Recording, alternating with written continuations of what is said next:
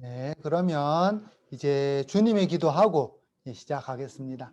성부와 성자와 성령의 이름으로 아멘. 하늘에 계신 우리 아버지, 아버지의 이름이 거룩히 빛나시며 아버지의 나라가 오시며 아버지의 뜻이 하늘에서와 같이 땅에서도 이루어지소서. 오늘 저희에게 일용할 양식을 주시고 저희에게 잘못한 일을 저희가 용서하오니 저희 죄를 용서하시고 저희를 유혹에 빠지지 않게 하시고 악에서 구하소서. 아멘. 성부와 성자와 성령의 이름으로 아멘. 네, 반갑습니다. 네. 네. 한 주간 다들 잘 보내셨나요? 예. 저도 지난 한 주간 휴가 이래 잘 다녀왔습니다. 앞으로도 휴가를 이렇게 끊어서 좀 갈 계획이에요. 예전에는 뭐 2주 뭐 이렇게 좀 길게 한 번에 이렇게 갔다 왔다면, 어, 올해는 좀 끊어가지고, 그래서 갈 계획이라서 아마 뭐 종종 이렇게 빠지지 않겠나 싶어요. 예, 그렇게 빠질 것 같고, 그리고 그렇게 빠진 만큼 우리가 여름 방학을 조금 다른 형태로 좀 할 계획입니다. 보통 여름 방학하면 2달, 겨울 방학 2달 이렇게 하죠. 그런데 현재 제가 우선 이렇게 좀 끊어가는 만큼 여름 방학을 1달 이렇게 할 계획이고, 그리고 본당 미사를 아마 7월부터 오픈을 하더라도 예전처럼 완전 똑같이 오픈하지는 않을 것 같아요. 아직 결정되진 않았지만 보면서 미사를 어떻게 오픈하는지에 따라 가지고 그 방학 기간도, 방학을 언제 할지도 이제 그 본당 일정을 보면서 이제 결정하도록 하겠습니다. 그리고 그게 결정되면 꼭 미리 알려드릴 테니까, 예, 마음 이렇게 편히 가지시고 우리는 교리에 집중하면 되지 않겠나 싶어요. 먼저 지난 시간 복습부터 이래 하도록 하겠습니다. 우리가 지난 시간 토마스 아퀴나스 성인의 신학대전, 그리고 신학대전의 구조, 그리고 토마스 아퀴나스 성인의 신존재 증명에 대해서 살펴보았습니다. 정말 신존재 증명이라는 어려운 이름 산을 하나 넘었어요. 어려운 산 하나 넘었던 만큼 이제부터는 참 쉽게 이래 교리를 하는 데 있어 가지고 참 교리가 쉽다 이렇게 아마 느껴지지 않겠나 싶어요. 먼저 복습부터 하겠습니다. 네. 지난 시간 우리가 토마스 아퀴나스 성인께서 22년간 약 400여 권의 책을 집필한 걸 살펴봤지요. 1년에 20권씩 집필했어요. 1년에 20권씩. 예. 웬만한 사람들 1년에 한 권 아니면 좀 더 노력해서 한 달에 한 권 이렇게 읽는 것도 쉽지 않은데, 성인께서는 1년에 20권씩 이렇게 책을 막 이렇게 적으셨어요. 그래서 지금 현재 어떻게 성인께서 이렇게 적으실 수 있었을까라고 추측해 본 결과 4명에서 5명의 전용 속기사를 둔 것으로 추측하고 있습니다. 그래서 하느님에 대해서 쭉 먼저 이야기를 하고, 그 다음 이어서 뭐 성사에 대해서 또 이렇게 쭉 설명을 하고, 그 다음 이어서 또 다른 신앙 윤리적인 부분들도 설명을 하고, 또 다른 파트에 대해서 설명하고, 그렇게 계속 돌아가면서 아마 책을 집필하지 않았을까 이렇게 추측하고 있어요. 그리고 성인의 저술 중 가장 유명한 것은 신학대전입니다. 신학대전. 영어로 숨마 테올로지에라고 하는데, 숨마, 대전, 테올로기에, 신학이라는 뜻이죠. 이걸 약자로 해가지고 STH라고 합니다. 신학대전은 총 4개 부로 나누어져 있어요. 원래는 3개로 성인께서 하려고 하셨는데 어쩔 수 없이 4개가 된 거죠. 첫 번째는 하느님으로부터 피조물의 발출 과정, 창조죠, 창조. 그 다음에 피조물 중 이성을 가진 인간이 하느님에게로 귀환하는 과정에 발출과 귀환, 바로 아우구스티누스 성인께서 강조하셨던 내용이죠. 그래서 토마스 아퀴나스 성인도 아우구스티누스 성인의 그 신학적 방향을 따라서 먼저 제1부를 발출, 제2부를 귀환 이렇게 했어요. 이 귀환의 과정은 윤리적인 내용입니다. 우리가 어떻게 살아야 되는가, 어떻게 살아야 하느님께 다시 돌아갈 수 있을까, 뭐 이런 부분들. 그리고 제3부는 그리스도론과 성사론. 이 세상에 오신 하느님은 누구이신가? 그리고 그분께서 제정하신 성사는 무엇인가에 대한 내용이죠. 그리고 1273년 토마스 아퀴나스 성인께서 신비 체험을 한 이후 완전편을 놓으셨어요. 다행히 질문들은 쭉 이렇게 적어 놓으셨죠. 그래서 후대의 제자들이 성인의 강의를 편집해서 성인이 이런 질문을 하셨으니까 이런 대답을 하셨을 거야 라고 추측해서 완성한 부분을 제4부 보충부라고 합니다. 그래서 신학대전은 약 4,100개의 질문으로 구성되어 있어요. 4,100개. 그 중에서 신학대전 제1부 두 번째 질문 제3절에 신존재 증명에 대해서 하고 있죠. 토마스 아퀴나스 성인의 신존재 증명 첫 번째, 운동을 통한 증명이 운동. 이 눈에 보이는 거예요. 이제 팔도 움직이고 그다음에 지구도 돌고 있고 낮과 밤의 변화가 있고 그런 운동을 통한 증명. 그 계속 따라가다 보면 첫 번째 운동을 움직이게 한 것, 뭐 밀었다든지 아니면 뭐 우주적으로 보면 빅뱅이라든지 뭐 그렇게 첫 번째 운동의 원인이 되는 그 제1동자가 바로 신이다라고 했죠. 그다음에 능동인을 통한 증명. 이것은 원인. 이게 왜 이렇게 나라는 존재는 왜 있을까? 그러면 나의 어머니 아버지가 계셨기 때문이다. 그럼 어머니 아버지 또 왜 있을까? 할머니 할아버지가 계셨기 때문이다. 그렇게 원인들을 계속 이렇게 밝히고 올라가다 보면 첫 번째 원인이 있을 거란 말이에요. 그 제1원인을 신이다라고 한 거예요. 그리고 여기서 중요한 것이 무한 소급은 안 된다. 왜냐하면 끊임없이 올라간다는 것은 시작점이 없기 때문에 시작점이 없다는 것은 이어지고 있다는 게 없다는 거죠. 출발점이 없다는 것. 출발점이 없다는 것은 그 다음 것들이 없어요. 그래서 무한 소급은 불가능하다. 뭐 그것도 우리가 기억해 두면 좋죠. 그 다음에 제 세 번째가 우연적인 것과 필연적인 것을 통한 증명. 이 세상적인 것을 가만히 관찰해 보면 우연적인 것들이 참 많아요. 뭐 이것도 있을 수도 있고 없을 수도 있고 나라는 존재도 있을 수도 있고 없을 수도 있고 뭐 여기 있는 연필 아니면 칠판 아니면 카메라 이런 것도 있을 수도 있고 없을 수도 있고 있을 수도 있고 없을 수도 있는 것들 그것이 어느 순간 한순간에는 완전히 없을 수가 있어요. 완전히 없었을 때 필연적으로 무엇인가 있어야만이 그 다음 것들이 나올 수가 있죠. 완전히 없는데 뭔가 나올 수가 없어요. 완전히 없는 상태에서. 그리고 또 이제 필연적인 것은 또 다른 필연적인 것에 근거를 해서 또 생겨난다라고 했죠. 그래서 쭉 올라가면 최고 필연류가 분명히 있다. 그것이 바로 신이다라고 했죠.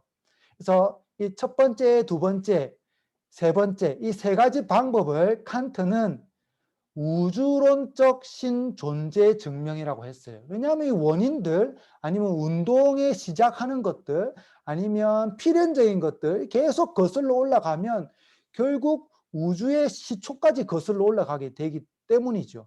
그래서 우주론적 신존재 증명이라고 했고 이 세 가지는 토마스 아퀴나스가 독창적으로 생각해낸 것이 아니라 유다인 철학자 마이모니데스의 증명법을 인용한 겁니다. 그다음 네 번째 증명법은 안셀무스 성인, 안셀모 성인이라 해도 되죠. 안셀모 성인의 모놀로기온에 있는 세 번째 증명 방법을 인용한 거예요. 사물들이 드러내는 완전함의 등급에 의한 증명. 각각의 사물들 완전함이 있다고 했죠. 제가 그래서 자연과 화장실의 변기통을 비교를 했었어요.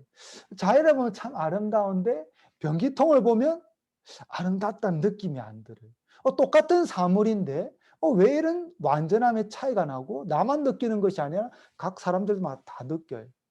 그렇다면 어떤 최고 완전자가 있을 것이고 그 완전자로부터 멀어지는 것들, 그것은 이제 완전함이 떨어진다라고 보면 되는 거죠. 그래서 최고 완전자가 바로 신이다라고 증명했습니다. 그다음에 다섯 번째가 목적론적 증명 혹은 사물의 지배를 통한 증명. 예. 이 세상 우주 만물, 지성이 있는 것이야 지성을 가지고 또 목적을 향해 간다고 하지만 지성이 없는 것들도 어떤 목적을 가지고 움직여요. 낮과 밤, 아니면 태양의 움직임, 아니면 개미들, 아니면 나뭇잎들, 이것도 분명히 어떤 목적을 가지고 움직여요. 이 목적을 가지고 움직이는 것들은 지성이 없는데도 그렇게 움직인다면 이것을 총괄하는 존재가 있지 않을까. 그 총괄하는 최고 지성자가 바로 신이다라고 했죠. 이 다섯 개의 신 존재 증명을 통해서 신의 있음에 대해서 이제 우리가 알게 되었어요. 그런데 이 신이 과연 그리스도교의 신인가라는 의문이 들죠. 신이 있다는 건 알겠는데, 그래서 얀 아르젠이라는 학자는 다섯 가지 신 존재 증명만으로는 그리스도교에서 말하는 신에 도달할 수 없다. 신존재 증명, 신학대전 1부 2문제 3절의 질문에서 밝히고 있듯이 신이 있는가 없는가라는 질문에 대한 해답만을 제시한다. 그렇다면 있음으로 증명된 신이 어떠한 존재인지를 알기 위해서는 신학대전 전체를 통해서 찾아야 한다. 그래서 토마스 아퀴나스도 신학대전 1부 2문제 다음 이제 3문제부터 이 있는 신이 대체 어떤 신이냐에 대해서 신의 속성에 대해서 쭉 다룹니다. 이때 부정적인 방법을 사용한다라고 했죠. 신은 물체적인 것이 아니다. 신은 시간성에 매이지 않는다. 신은 복합체가 아니다. 이렇게 부정적인 방법들. 신은 무엇이다 이것은 긍정적인 방법이고, 신은 무엇이 아니다 이것은 부정적인 방법이죠. 그 부정 방법을 통해서 신에 대해서 쭉 증명해 나갑니다. 우리가 여기까지 지난 시간 신 존재 증명에 대해서 살펴보았어요. 혹시 내가 신학대전이 좀 더 궁금하다 이런 분들이 계시면 제가 인터넷을 통해 가지고 신학대전 전문, 대신 영어예요. 전문. 영어로 올려드렸고 한국어로는 요약된 것이 있습니다. 요약된 거, 한 요래 두꺼운 게 있는데 그거 한국어로 팔아요. 그래서 궁금하신 분들은 언제든지 또 사서 읽어보시면 도움이 되지 않을까 싶습니다. 자, 이제 4월 22일에 나간 숙제 오른쪽 상단에 5 적혀 있는 거, 31에서 38항의 내용을 다루고 있는 것이죠. 이걸 살펴보면서 이제 계속 진도 나가겠습니다. 네. 그러면 이전에 제가 하던 방식대로 한 분씩 한 분씩 이렇게 우리가 정해서 이렇게 해 나가면 되겠죠. 네. 지금 현재 누가 몇 번 했고 이거 안 했고 이걸 기억을 제가 못 하겠어요. 그래서 오늘은 요 밑에서부터, 지난번에 위에서부터 이렇게 한 번씩 했다면 오늘은 밑에서부터 이렇게 한 번씩 해 나가겠습니다. 네.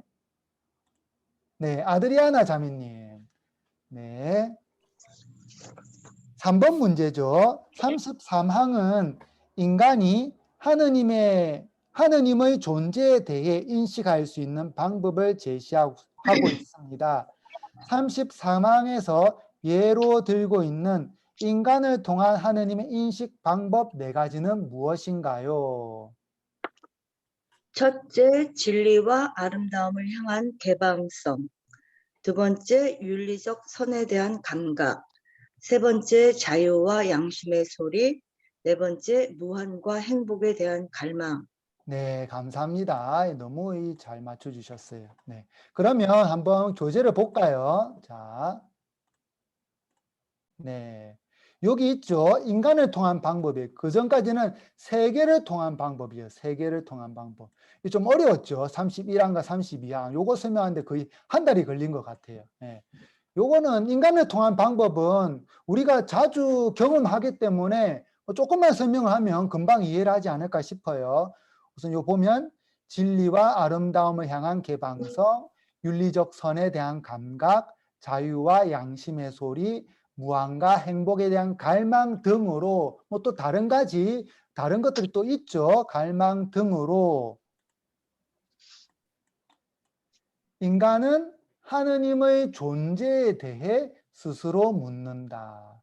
저런 걸 묵상을 하다 보면 아니면 내가 묵상을 꼭 안 했다 하더라도 어느 순간에 인간이 어떤 체험을 통해서 하느님의 존재에 대해서 스스로 묻게 된다는 거예요. 그러면 하나씩 예를 들어 보면서 우리가 조금씩 살펴보죠. 먼저 진리와 아름다움을 향한 개방성. 예. 진리와 아름다움을 향한 개방성은 토마스 아퀴나스 성인의 신존재 증명 네 번째 방법하고 맞닿아 있어요. 진리, 아름다움, 뭔가 완전함을 향한 것이죠. 완전함을 향한 것. 예.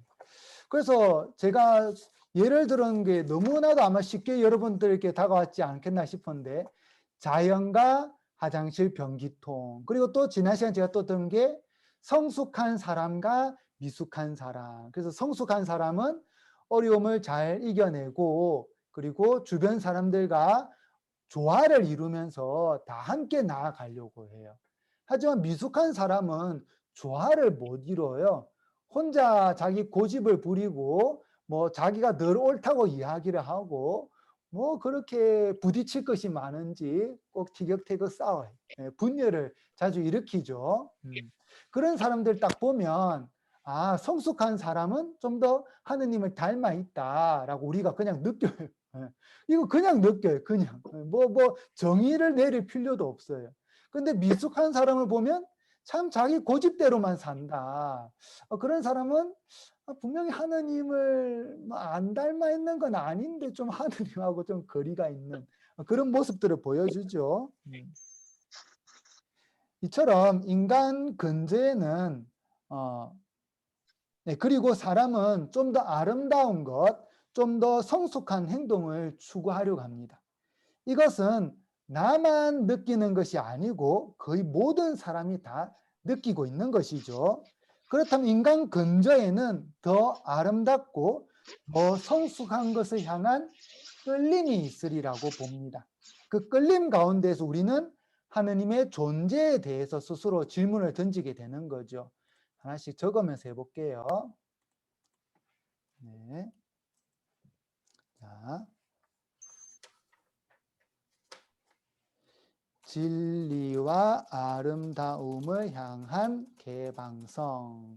그래서 제가 자주 예를 들었던 거 자연, 그다음에 변기통, 그다음에 성숙한 사람, 그다음에 미숙한 사람.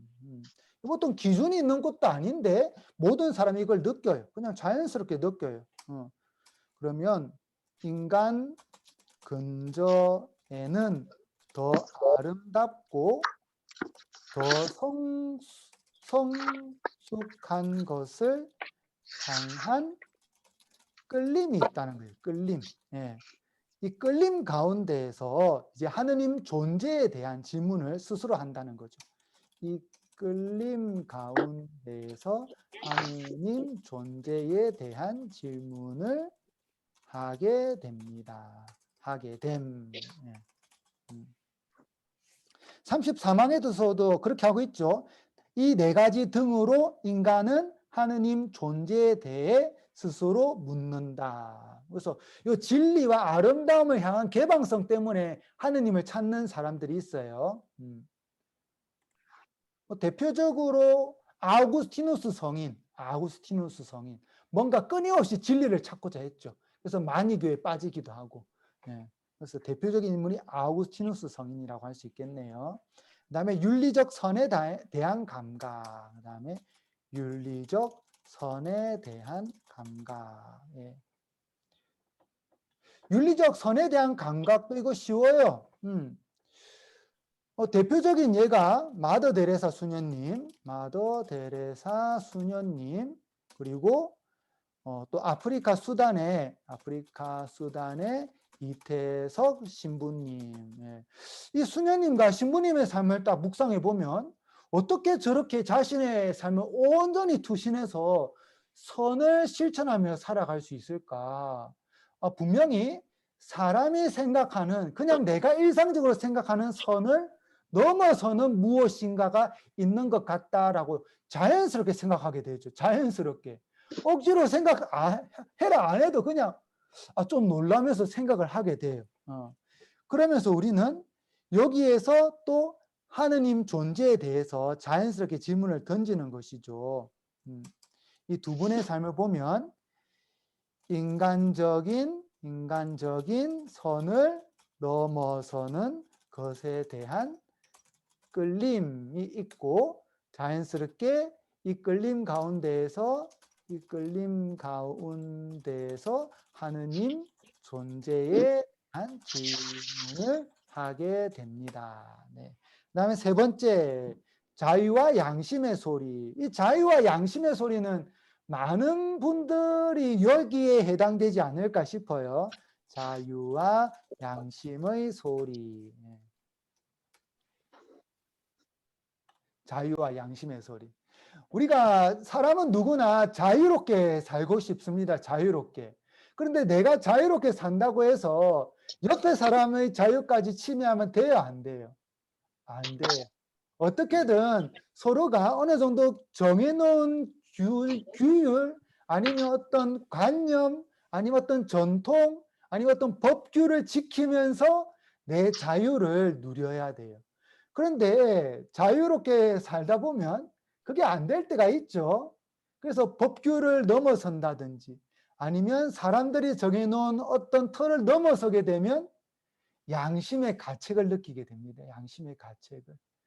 사람들 사이에서 이게 중재가 되면 다행인데 어떤 일들은 그 넘어섬이 너무 심해서 중재가 되지 않고 너무나도 큰 상처가 나에게도 그리고 상대에게도 남게 됩니다. 그러면 그 양심의 가책이, 그 죄책감이 사람을 계속 짓누르지요. 예. 그렇게 살게 되면 자유롭게 살 수가 없어요. 그래서 사람은 어떻게 하면 여기서 좀 벗어날 수 있을까? 나를 좀 구원해 줬으면 좋겠다. 나를 누군가 이끌어 줬으면 좋겠다. 라는 것을 자연스럽게 느끼게 되죠. 그러면 여기에서 하느님을 찾게 되는, 예, 인간 스스로 질문하게 되죠. 여기서 우리를 구원해 주시는 분이 있지 않을까? 그래서 만나게 된 분이 바로 하느님이시라는 거죠. 이 자유와 양심의 소리는 그냥 우리 그리스도교를 생각해 보면 가장 쉽게 생각해 볼 수 있을 것 같습니다. 그 다음 네 번째, 위대하고도 비참한 인간. 이 위대하고도 비참한 인간은 예비자 교리서에 소개되어 있어요. 그래서 저도 사제 서품을 받고 처음 본당에 나갔을 때 이제 예비자들의 대상으로 교리를 해야 되는 거예요. 교리를 해야 되는데 이제 시작하는데 어떻게 하느님에 대해서 이야기를 해야 될지 참 막막했어요. 그래서 예비자 교리서를 우선 여러 권을 사가지고 읽어보는 거죠. 이것도 읽어보고 저것도 읽어보고 이것도 읽어보고 선배 신부님들 어떻게 했는지 또 읽어보고, 그렇게 읽어보다 보니까 그때는 몰랐어요. 그때는 몰랐는데 우리 신자분들하고 계속 가톨릭 교회 교리서를 하다 보니까 위대하고도 비참한 인간이 그때 예비자 교리서에 있었구나 라는 것을 알게 됐어요. 그래서 제가 예비자들을 대상으로 했던 내용들 그거 요약해 가지고 좀 가져와 봤어요. 한번 들어보세요. 들어보면 저 예전에 들었던 것 같다, 이거 금방 기억이 날 겁니다. 현대 과학 기술을 생각해 보면 인간의 위대함을 쉽게 이해할 수 있습니다. 불과 100년 전만 하더라도 사람이 달에 간다는 것은 있을 수가 없었어요. 불과 100년 전만 하더라도. 그런데 지금은 달에도 갔다 오죠. 이거 뭐 미국도 갔다 오고 중국도 갔다 오고 이제는 중동 지역도 갔다 오고 막 웬만한 데는 다 갔어요. 달은. 네.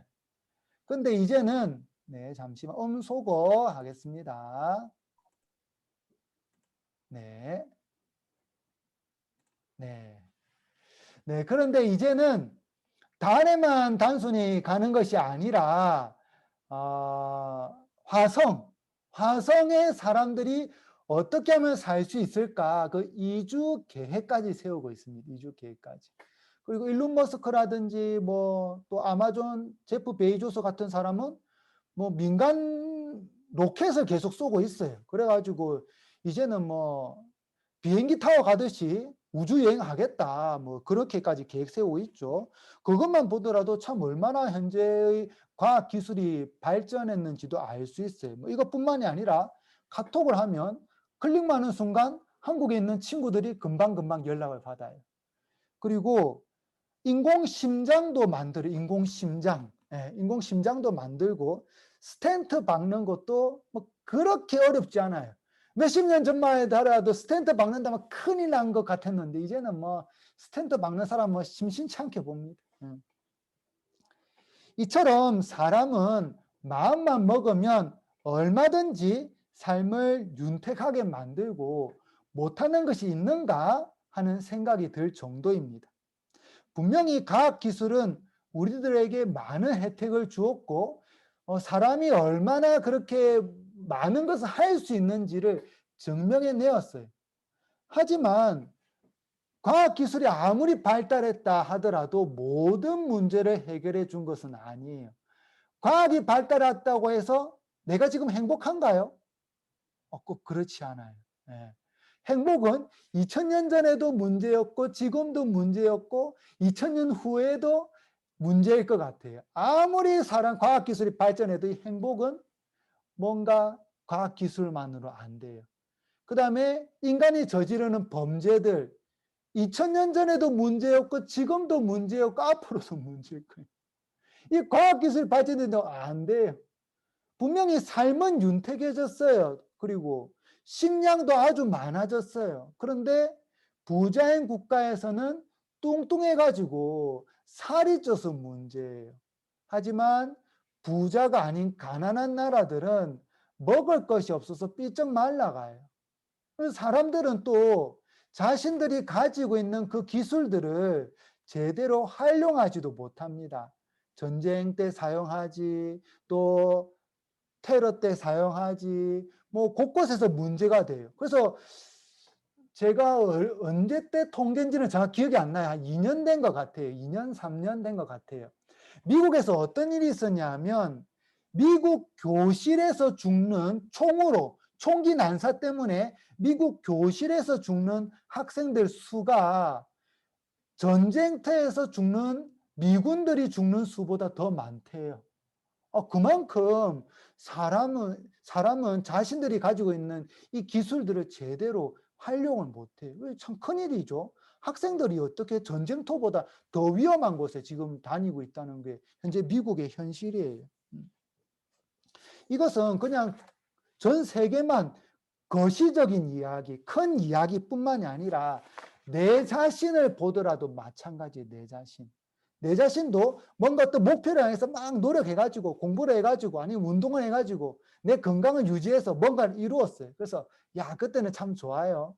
근데 그것을 내가 성공했다라고 하더라도 나의 악습, 인간적인 나약함, 이거 다 극복이 되던가요? 아니. 이처럼 사람은 뭔가 위대하고 무한한 것을 향해 열려 있음에도 불구하고 아주 이렇게 약하고 뭐 또 이렇게 잘 안 되는 부분들이 있어요. 그만큼 사람이라는 존재는 이 무한과 유한의 이 간극 사이에 놓여 있는 것이죠. 이 간극 사이에서 정말 이것을 메꾸려면 인간적인 힘만으로는 안 되겠구나라는 것을 우리는 경험적으로 느끼게 됩니다. 예. 그것을 내 혼자의 힘으로 안 된다는 것을 깨닫고 도움을 청하게 될 때 우리는 하느님에 대해서 스스로 묻게 된다는 것이죠. 이렇게 쭉 이야기를 들어보니까 어떻게 예비자 교리 때 들었던 기억이 혹시 나나요? 예, 너무 오래돼가지고 예비자. 네, 그러신 것 같아요. 다들 유아세례 받고. 예, 예비자 교리 때 보통 이렇게 합니다. 그러면 예비자들이 끄덕끄덕해요. 아, 그래, 맞는 말인 것 같다. 뭐 이러면서. 네. 자, 그렇게 네 가지 우선 정리해 보고요. 그 다음, 네. 4번 문제. 자, 네. 토마 형제님. 네, 토마 형제님. 34항에서는 하느님의 또 다른 이름이 등장합니다. 34항이 제시하는 하느님의 이름 두 가지는 무엇인가요? 예, 그 목소리 제가 해, 목소리. 예, 음성. 네. 지금 뮤트가 돼 있어요. 예. 예, 뮤트를 끄셔야 돼요. 예. 죄송합니다. 아, 예, 됐습니다. 네. 예. 스스로 존재하시는 분의 존재, 제1 원인 맞나요? 아, 예, 감사합니다. 이것도 쉽지 않았을 것 같아요. 그래. 좀 애매모호하다. 이 문제가 이거 같기도 하고 저거 같기도 하면 좋은 방법 그냥 다 적는 거예요. 뭐 쭉 다 적으면 뭐 그 중에 하나 걸리지 않겠나. 뭐 우리가 시험 치는 것도 아니고. 네, 그러면 정확한 답 한번 볼까요? 네. 자, 요거죠, 요거. 34항. 네. 하느님의 이름. 자, 여기서 보면 시작도 마침도 없이 스스로 존재하시는 분. 네, 요게 하느님의 또 다른 이름 중 하나죠. 1번. 시작도 마침도 없이 스스로 존재하시는 분. 네, 그럼 요 밑줄을 꺼보는 거예요. 시작도 마침도 없이 스스로 존재하시는 분. 시작도 마침도 없다. 그러면 영원하신 분이다. 영원한 분인데 스스로 존재한다. 존재 근거를 자기 자신 안에 두고 있다. 예. 사람은 존재 근거가 자기 자신 안에 없죠. 예, 그렇기 때문에 부모라는 존재가 있어야만 나라는 존재가 있을 수 있어요.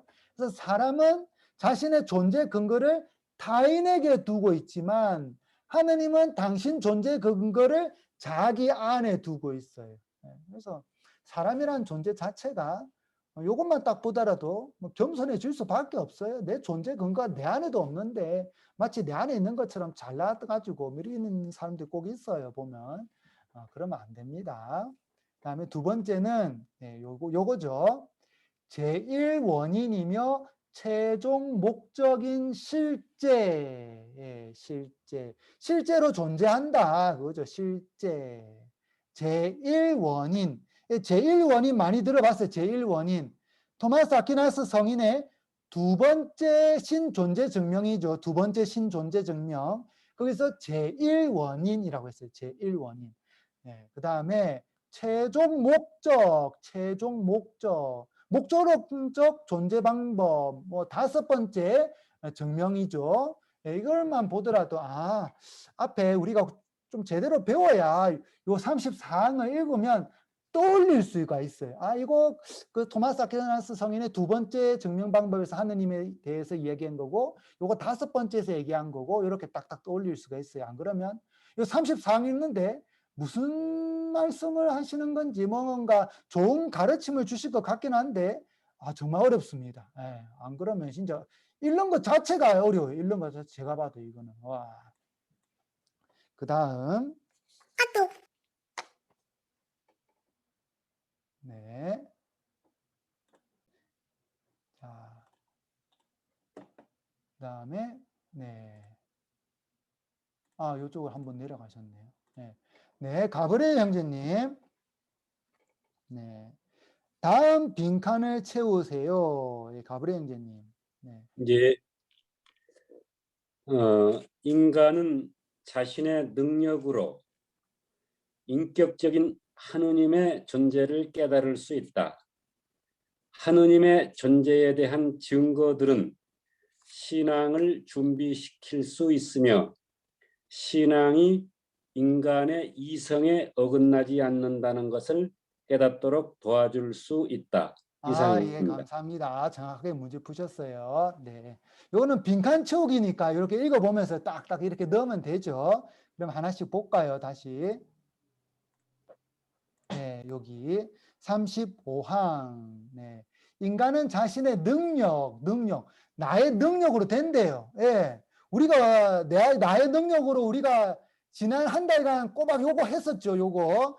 나의 능력으로 인격적인 하나님의 존재를 깨달았어요. 아, 하느님이 계시구나, 존재하시구나, 이걸 깨달았어요. 그러나 하느님께서는 인간이 당신과 친밀해지도록 당신 자신에게 계시하시고 그 계시를 신앙 안에서 받아들일 수 있는 은총을 주시고자 하셨다. 그럼에도 하느님의 존재에 대한 증거들은, 뭐 자연 안에서 아니면 인간의 경험들, 이 두 가지, 크게 두 가지죠. 증거들은 신앙을 준비시킬 수 있으며, 뭐 대표적인 예가 한국천주교회죠. 한국천주교회는 신부님이나 수녀님이나 선교사나 아무도 안 들어왔는데 신자들이 공부해가지고 스스로 알았어요. 스스로. 예. 하느님의 존재에 대한 증거들이 그렇게 신앙을 준비시켰던 거예요. 신앙이 인간 이성에 어긋나지 않음을 깨닫도록 도와줄 수 있다. 예. 내가 잘 생각을 해보면 이 이성적인 것과 신앙이 대립되는 게 아니구나 라는 것을 깨달을 수 있어요. 그 다음 6번. 네, 요한형제님, 이동철 요한형제님. 네. 인간은 이성의 타고난 빛을 통하여 피조물로부터 출발하여 만물의 근원이며 목적이신 하느님을 확실히 인식할 수 있습니다. 인간에게 이러한 능력이 있는 이유는 무엇 때문인가요? 하느님의 모습으로 창조되었기 때문입니다. 네, 감사합니다. 정확하게 이렇게 찾아주셨네요. 네. 이것도 뭐 크게 안 어렵죠? 네, 그러면 36항. 인간에게 이러한 능력이 있는 것은 하느님의 모습으로 창조되었기 때문에. 그러면 이 부분 조금만, 하느님의 모습으로 창조된 부분, 요거 저도 예전에 신학생 때 이거 왜 이랬을까 참 궁금했는데 그거 한 가지 여러분과 같이 짚어보면 재밌지 않을까 싶어요. 요한형제님, 창세기 1장 27절, 우리 다 같이 우선 창세기 1장 27절 먼저 펴주세요. 요한형제님은 조금 기다려주세요. 네, 다 함께 창세기 1장 27절. 창세기 1장 27절. 네, 다들 펴셨나요? 네, 요한형제님 창세기 1장 27절 한번 읽어주세요. 하느님께서는 이렇게 당신의 모습으로 사람을 창조하셨다. 하느님의 모습으로 사람을 창조하시되 남자와 여자로 그들을 창조하셨다. 예, 여기서 당신의 모습, 요게 보통 우리가 하느님의 모상, 뭐 이마고 데이, 뭐 이렇게 이야기를 하죠. 당신의 모습으로 창조하셨는데, 그런데 재미난 것은 26절에는 단어 하나가 더 있어요. 요한형제는 26절도 읽어주세요. 하느님께서 말씀하셨다. 우리와 비슷하게 우리 모습으로 사람을 만들자. 여기도 우리 모습이 있는데 하나가 더 있다 했죠. 어떤 게 하나 더 있나요? 우리와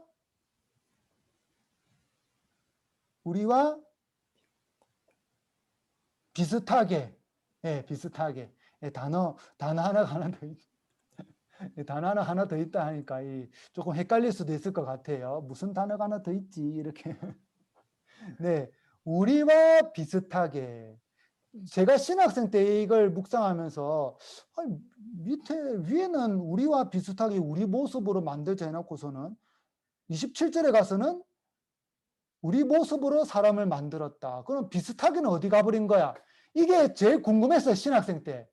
뭐 그냥 뭐 비슷하니까 뭐 넘어가 버렸나? 뭐 그냥 모습이니까 이 두루뭉실하게 해서 합쳐져 버렸나? 뭐 그렇게 해서 그냥 신학생 때 지나갔는데 책을 계속 읽다 보니까 이레네오 성인이 어떤 말씀을 하셨는지 알게 되었어요. 이레네오 성인이. 이레네오 성인이 어떤 말씀을 하셨냐? 창세기 3장을 보면, 자, 창세기 3장을 보세요. 요한행제님, 창세기 3장 제목이 뭔가요? 네. 인간의 죄와 벌. 네, 인간의 죄와 벌. 네, 감사합니다. 인간의 죄와 벌, 바로 원죄를 이야기를 하죠. 그래서 사람이 원죄를 짓게 되면서 에덴 동산에서 쫓겨날 수밖에 없었고, 그 다음에 3장, 자, 3장 22절을 가면, 자, 여러분들 잘 따라오세요. 3장 22절을 가면, 사람이 손을 내밀어 생명나무 열매까지 따먹고 영원히 살게 되어서는 안 되지라고 이야기를 합니다. 그래서 사람은 영원히 못 살게 되었어요. 그래서 이레네오 성인은 어떤 말씀을 하셨냐? 인간은 이마고와 시밀리뚜도를 가지고 있었대요. 태초 인간은. 자, 제가 적어 드릴게요. 자, 이레네오 성인. 네, 태초의 인간은 이마고와 시밀리뚜도. 아무래도 라틴어 성경을 그대로 가져와서 그래요. 이마고와 시밀리뚜도를 가지고 있었다. 요 이마고는 하느님의 모상이에요. 근데 시밀리뚜도는 비슷하게 해요. 그 태초의 인간은 원죄를 짓기 이전의 인간은 이 두 가지를 다 가지고 있었대요. 하지만 원죄로 인해서 사람이 잃어버린 게 바로 시밀리뚜도예요. 시밀리뚜도. 시밀리뚜도는 바로 영원 불멸성이죠. 영원 불멸성. 책에서는 영원 불사성이라고 하던데, 불사성. 뭐 죽지 않는다, 영원히 죽지 않는다, 그 말이지. 영원히 산다, 영원한 생명을 가지고 있다, 뭐 그 말이죠. 하느님과 비슷한 존재니까 하느님께서 영원하듯이 비슷한 존재 인간도 영원하다는 거예요. 그런데 이것을 원죄로 인해서 상실해 버렸어요. 원죄로 인해 상실. 대신 사람은 이마고는 그전이 가지고 있었어요. 이마고를 그전이 그대로 가지고 있었기 때문에 하느님과의 관계는 유지할 수 있는 거예요. 하느님과의 관계. 원죄에도 불구하고 그분과의 관계가 완전히 끊어지지 않은 거예요. 왜냐하면 그 이마고 때문에. 이렇게 하면 요 26절하고 27절하고 이런 차이가 있는데 이 차이들은 또 이렇게 우리가 묵상할 수도 있구나. 빨리 공유를 끊어버렸나요? 네. 이렇게도 묵상할 수 있구나. 뭐 그렇게 또 보시면 좋지 않을까 싶어요. 이마고와 시밀리뚜도, 이레네오 성인. 그 다음 제니퍼 자매님, 이제니퍼 자매님. 네. 7번 문제도 7번. 31에서 36칸까지는 인간 이성의 힘으로 하느님을 찾을 수 있음에 대해서 가르칩니다. 그런데 37항에서는 인간 이성의 빛만으로 하느님을 인식하는 데에 겪는 어려움도 이야기합니다. 37항에서 제시하는 인간이 처한 역사적 조건 두 가지와 인간 정신에 처한 어려움 두 가지는 무엇인가요? 네, 1번. 인간 이성이 자신의 타고난 능력과 빛. 2. 자기를 바치고 포기할 것을 요구. 3. 감각과 상상력의 충동. 4. 원죄에서 발생한 그릇된 욕망. 네, 감사합니다. 잘 찾아주셨네요. 네. 자, 그러면 우리가 또 교재를 보면서 하나씩 찾아볼까요? 요거 좀 나누다 보니까 이게 네 가지인데, 뭐, 묵상해 보면 이게 몇 개가 안 돼요. 그건 좀 이따가 우리가 문제풀이 하면서 보고, 첫 번째, 요 중간에 있죠, 중간에. 이 글자를 좀 더 키워야겠어요. 확대. 네, 좀 확대가 되죠, 이렇게 하니까. 네, 됐네요. 네, 첫 번째는 하느님과 인간의 관계에 대한 진리들은 하느님과 인간 관계에 대한 진리들. 하느님과 인간이 관계할 수 있는 것은 임하고 때문이다라고 했죠. 이 관계에 대한 진리들은 감각적인 사물들의 질서를 완전히 넘어서기 때문에 이게 첫 번째. 이 진리들은 감각적인 사물들을 완전히 넘어선대.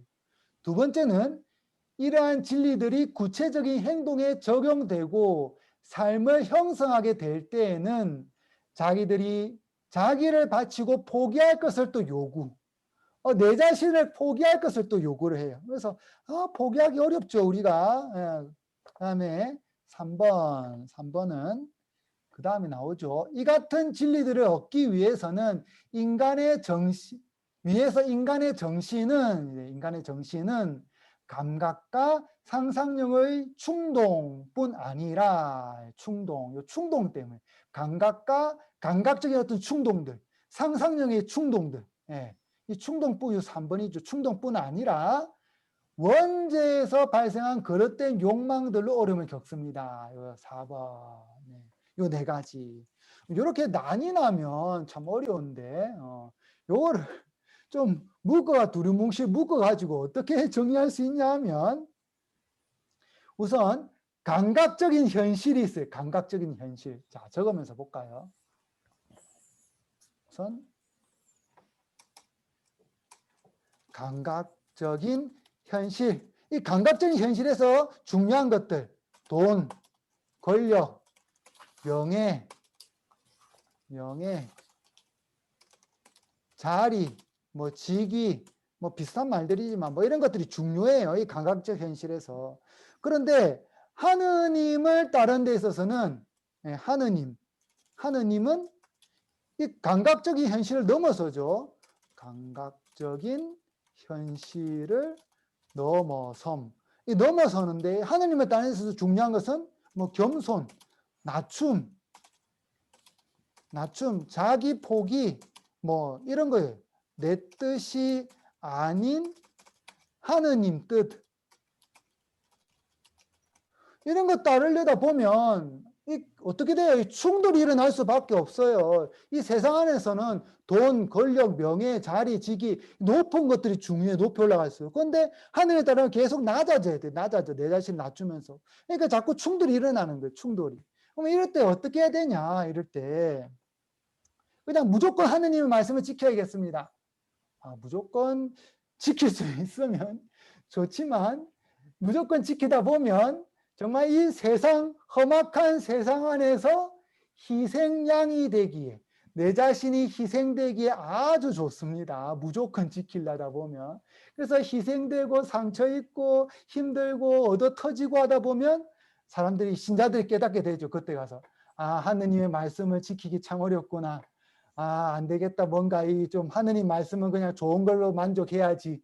하느님 말씀 잠시 내려놓고 그냥 세상 방법을 따라 사는 거예요. 세상 방법을. 그렇게 되면 이 괴리가 자꾸 커지겠죠. 이렇게 돼서는 이것도 아닌 것 같아요. 그러면 어떻게 해야 되냐? 정말 중요한 것은 지혜와 나의 역량을 키우는 겁니다. 정말 중요한 것. 지혜와 역량을 키워야 합니다. 우선 나의 역량을 키운다. 이걸 제가 지혜도 중요하지만 우선 현실 세계에서 우리 신자분들 살아갈 때 역량을 키운다는 것. 돈, 권력, 명예, 노력을 해서 얼마든지 내가 하느님으로부터 받은 탤런트를 키워나가는 것 중요해요. 나에게 하느님께서 탤런트를 주셨으면 내가 키워가다 보면 자연스럽게 내가 높은 자리로 올라가게 돼요. 높은 자리로. 많은 사람들을 책임질 수밖에 없는 자리로 가게 될 거예요. 그러다 보면 또 어쩔 때는 뭐 돈을 또 많이 벌 수도 있어요. 그렇게 나의 역량을 키워야 돼요. 내가 역량을 키운 만큼 그것을 가지고 다른 사람 억누르느냐? 그것이 아니라 세상 사람들은 자신의 역량을 키워서 다른 사람들 막 짓밟고 억누를 수는 있겠지만 우리 그리스도인들은 역량을 키운 만큼 베풀어야죠. 예. 가진 것을 나누기도 하고 또 내가 높은 자리에 있는 만큼 낮은 자리에 있는 사람들의 어려움, 고충들, 그 다음에 소외된 사람들의 그 힘든 것들 그 직접 찾아가서 보살펴 줘야죠. 그래야만이 역량을 키운 그리스도인이라고 할 수 있습니다. 예. 역량을 키워야 해요. 그래서 우리 신자분들 중에 정말 성숙한 신자분들 바로 큰 사람이 그만큼 자기 자신을 낮출 수 있는 사람 그 사람들 그런 사람들 이렇게 우리 신자분들은 분명히 계세요. 그래서 우리 신자 지금 우리 교리를 듣는 분들도 이렇게 꼭 하느님 말씀 실천하세요. 내가 역량을 키워서 그만큼 낮추겠다. 그 다음에 지혜. 지혜는 여러 이제 비슷한 사람들끼리 모여 있을 때가 있죠. 비슷한 사람들끼리. 그때 내가 어떻게 하면 하느님 말씀을 실천하면서 내 자신을 지키고 보호할 수 있느냐. 그 지혜도 분명히 중요합니다. 그 지혜가 없으면 세상적인 방법들 아니면 거짓말, 시기 질투 아니면 어떤 다른 책략들 아니면 뭐 교묘한 술수들 그걸 통해서 내 자신을 지키려고 해요. 그거 아니라는 거죠. 올바른 방식으로 내 자신을 지켜나가야 될 거예요. 그러면 감각적인 현실과 그것을 넘어서는 것 이것을 두 개로 살펴보면 딱 되죠. 감각적인 현실을 넘어서 이걸 하느님 이렇게 보면 되겠네요. 네.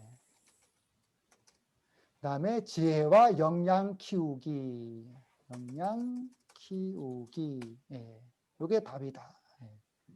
그다음에 이제 원죄에서 발생한 그릇된 욕망이 제가 여러 번 했죠. 이거는 원죄에서 발생한 그릇된 욕망, 선악과 방향성 차이.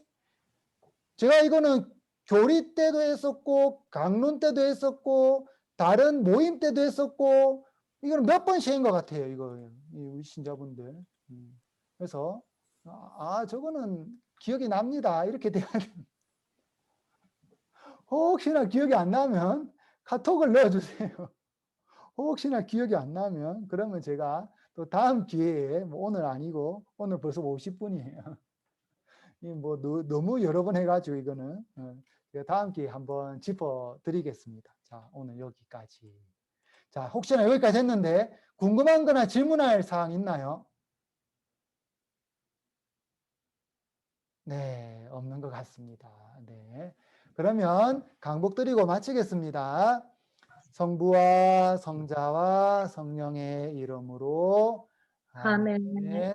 주님께서 여러분과 함께 또한 사제의 영과 함께 전능하신 천주 성부와 성자와 성령께서는 여기 있는 모든 이에게 강복하소서.